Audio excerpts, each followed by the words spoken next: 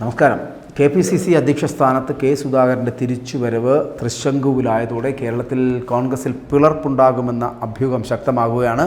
തനിക്ക് KPCC അധ്യക്ഷ സ്ഥാനം തിരികെ ലഭിച്ചില്ലെങ്കിൽ കടുത്ത നിലപാടിലേക്ക് പോകേണ്ടി വരുമെന്നുള്ള നിലപാടാണ് ഇപ്പോൾ സുധാകരൻ അനുയായികളെ അറിയിച്ചിരിക്കുന്നത് എന്നാണ് അറിയാൻ കഴിയുന്നത്. എന്നാൽ സുധാകരന് അധ്യക്ഷ സ്ഥാനം തിരികെ നൽകരുത് എന്ന കടുത്ത നിലപാടിലാണ് VD സതീശൻ വിഭാഗമുള്ളത് എന്നാണ് അറിയാൻ കഴിയുന്നത്. ഈ നിലപാടിന് കോൺഗ്രസിലെ വിഭാഗത്തിൻ്റെ പിന്തുണ കൂടി അതിനുണ്ട്.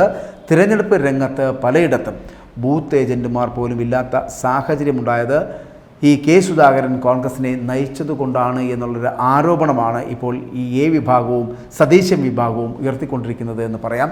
സെമി കേഡർ പാർട്ടിയാക്കും എന്ന് പറഞ്ഞ് അധികാരമേറ്റെടുത്ത സുധാകരൻ സ്വന്തം ഗ്രൂപ്പുണ്ടാക്കാൻ ശ്രമിച്ചെന്ന പരാതി കൂടി ഇപ്പോൾ കോൺഗ്രസിൽ ശക്തമായി നിലനിൽക്കുന്നുണ്ട്. ഇപ്പോൾ താൽക്കാലിക ചുമതലയുള്ള MM ഹസൻ തൽക്കാലം തുടരട്ടെ എന്ന നിലപാടാണ് ഈ വിഭാഗവും സതീശൻ വിഭാഗത്തിനുമുള്ളത്. എന്നാൽ MM ഹസനെ അംഗീകരിക്കാത്ത മറ്റൊരു വിഭാഗം ഹസൻ മാറി ജനകീയരായ ആരെങ്കിലും അധ്യക്ഷ സ്ഥാനത്ത് കൊണ്ടുവരണമെന്ന നിലപാടിലാണ് ഇപ്പോൾ ഉള്ളത്. ഇതും കോൺഗ്രസിൽ ചേരിപ്പോര് ശക്തമാക്കിയിട്ടുണ്ട് എന്ന് തന്നെ പറയാം. ലോക്സഭാ തിരഞ്ഞെടുപ്പിൽ സ്ഥാനാർത്ഥിയായതിന് പിന്നാലെയാണ് താൽക്കാലികമായി KPCC പ്രസിഡന്റ് സ്ഥാനത്ത് നിന്നും കെ സുധാകരനെ മാറ്റിയിരുന്നത്.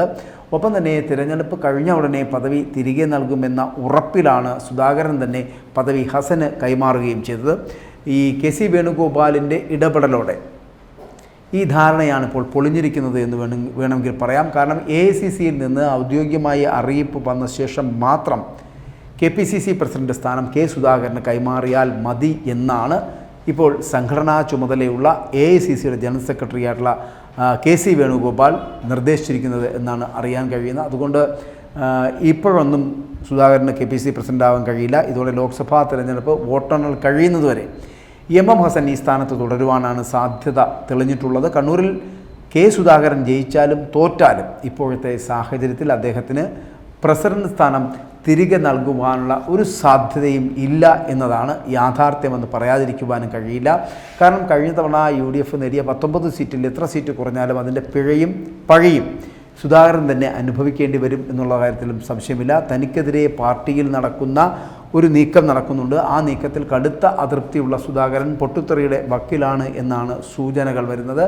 തിരഞ്ഞെടുപ്പിൽ മത്സരിക്കുന്ന കാരണത്താൽ കെ സുധാകരനെ KPCC അധ്യക്ഷ സ്ഥാനത്ത് നിന്ന് മാറ്റിയ KC വേണുഗോപാൽ ആലപ്പുഴയിൽ മത്സരിച്ചത് സംഘടനാ ജനറൽ സെക്രട്ടറി സ്ഥാനം രാജിവെച്ചിട്ടാണോ എന്ന മറുചോദ്യമാണ് സുധാകര വിഭാഗം ഇപ്പോൾ ഉയർത്തിക്കൊണ്ടിരിക്കുന്നത്. എന്തിനാണ് അപ്പോൾ ഇത്തരത്തിലുള്ള ഇരട്ടത്താപ്പ് തുടരുന്നത് എന്നുള്ള ചോദ്യവും അവർ ഉന്നയിക്കുന്നുണ്ട്.